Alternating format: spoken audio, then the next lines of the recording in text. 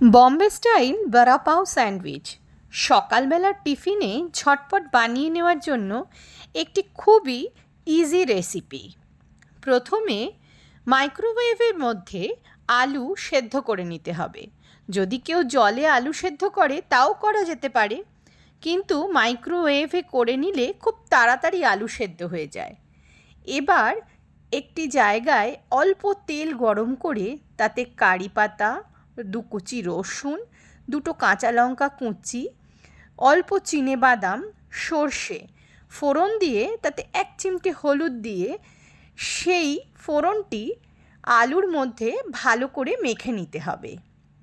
এবার ব্রেডের এক পিঠে টমেটো সস, একদিকে ধনেপাতা পুদিনার চাটনি মাখিয়ে মেখে রাখা পুরটি স্যান্ডউইচের মধ্যে দিয়ে স্যান্ডউইচ বন্ধ করে দিয়ে দিতে হবে স্যান্ডউইচ মেকারে।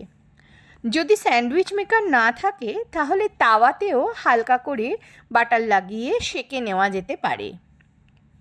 ব্যাস, সেঁকে নেওয়া হয়ে গেলেই রেডি হয়ে গেল বম্বে স্টাইল বড়া পাও স্যান্ডউইচ, যা কিনা খেতে প্রচণ্ড টেস্টি এবং বানাতেও খুবই ইজি।